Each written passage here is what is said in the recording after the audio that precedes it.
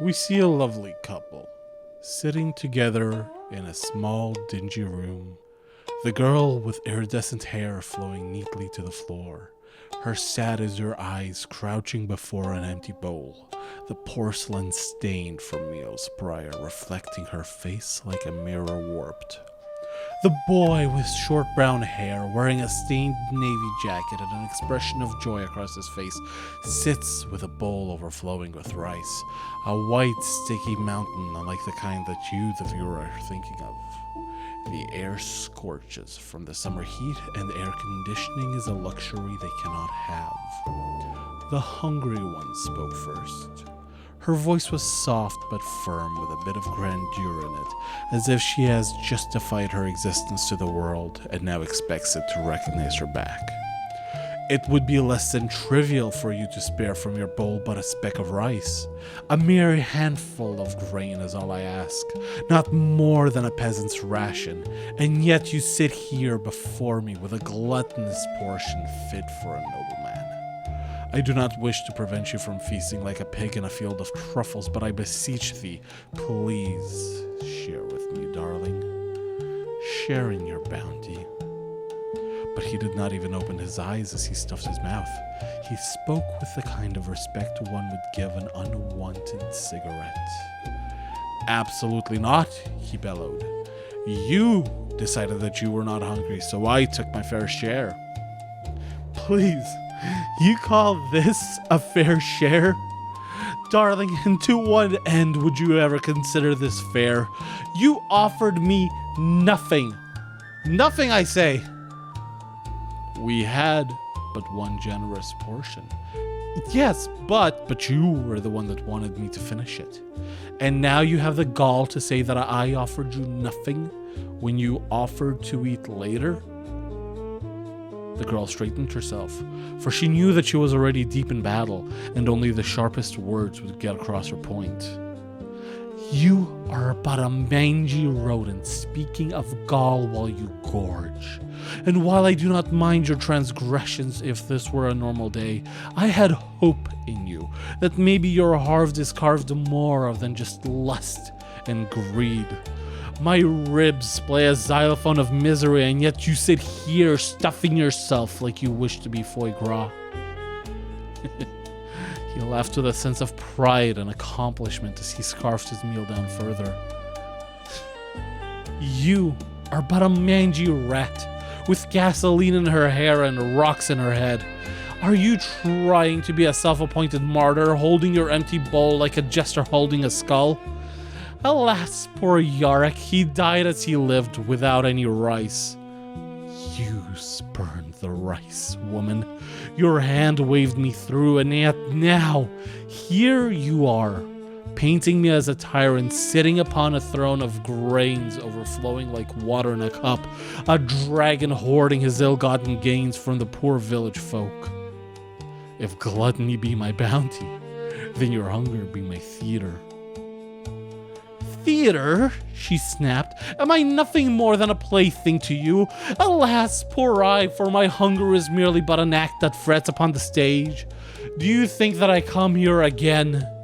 Tomorrow, and tomorrow, and tomorrow, begging for scraps? Yes, wrong answer.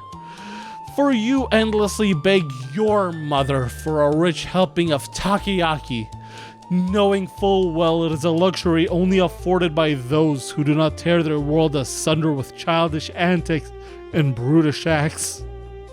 Well, this is not an act, darling. My stomach empty is no mere prop. It is a cavern echoing with unkindness, my heart sour from the gases that I must feast upon. Do I wish to gild my hands? No. Only to keep this gnawing pain in my belly at bay. Baka. You yourself are.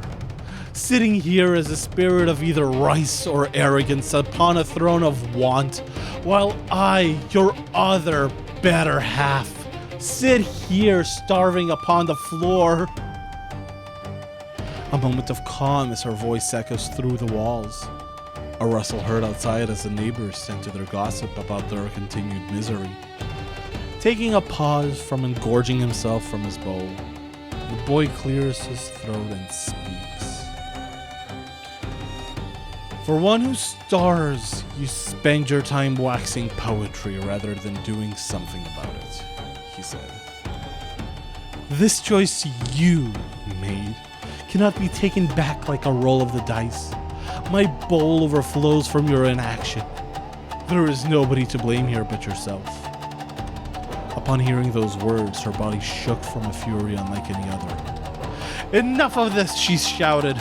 If generosity cannot move you, then perhaps my own actions will.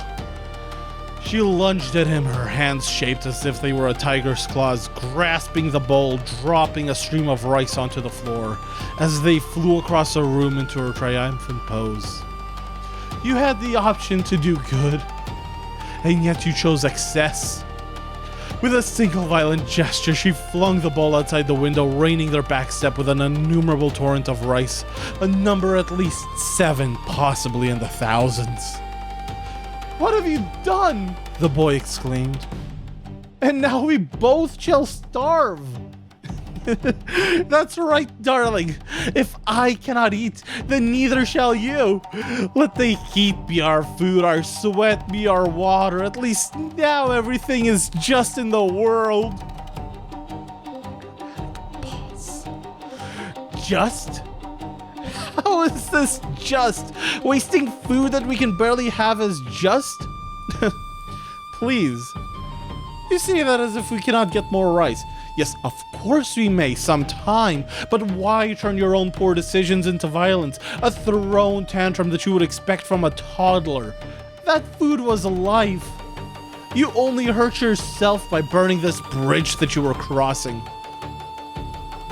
Yes, but a bridge that I was not even privy to crossing, for you refused to grant me but a morsel of your feast. And now I no longer need to die waiting for your mercy that clearly will never come. We could have both been with belly full of rice, but with nothing else, now we suffer together like we are meant to. And may you have a taste a bit of my empty cup. A devilish smirk flickered upon his face as he put his hand underneath the table and drew from the shadows a second bowl, even more full than the last. He began to eat deliberately, every mouthful with the agonizing sin of sloth, eyes staring dagger into the girl before him. You underestimate me. You think of me an unprepared fool? You think I do not plan, I do not scheme, I do not have the gift of foresight? I prepare. Sure, you may have emptied the last bowl into waste, but I am more diligent than that. You still hunger, and I still eat. She stared, stunned, as a drop of sweat, thirst, and famished dropped from her chin onto the floor. You had more. This entire time you sat there with more. Her voice cracked somewhere in the realm between fury and despair. Why have I thrown away the satiation to my hunger for nothing? If you had even more than I thought. What kind of man hoards 2 bowls as his beloved starves? You do not starve. You weave a tale of hyperbole. Maybe I just wanted you to share. Even if it wasn't much, it would be a gesture that a man would have made. But no, you are but a petulant child. It's not even the hoarding that I loathe, but I heard from you infuriate me past the point of rationality, darling.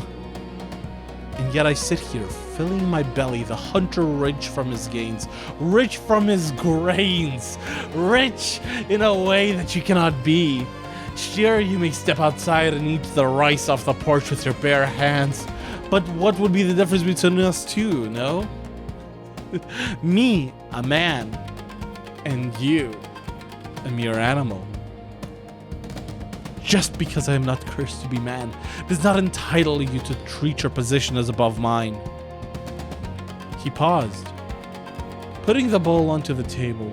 A moment of wisdom, of introspection, perhaps of a reason that he had not considered. Perhaps you're right. Maybe this is a lie that we tell ourselves when the bowl is full, that we are men rich and satisfied, and those who have to scrounge are animals. That when we experience hunger, we experience victory from our wealth, while theirs is failure.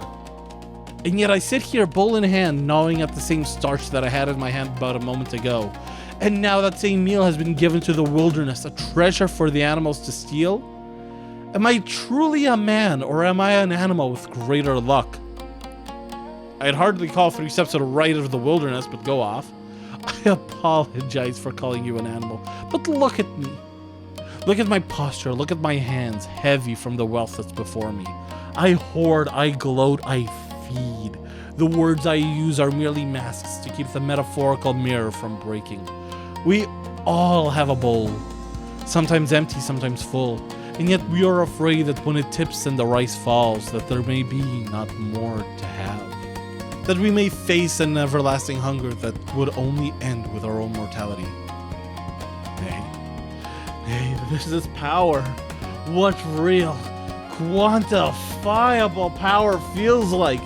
It's not just the food itself, it's not just the bowl, but the notion that this cup, my cup, will never run empty.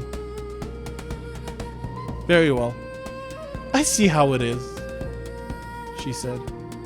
Now then, I beg of you, I beg before you. Will you share your never-ending cup, overflowing with me, so that we both may be fed? The boy thinks to himself for a moment, before responding with a sense of newly found understanding. A deep and resounding no. You're a fucking dick, darling.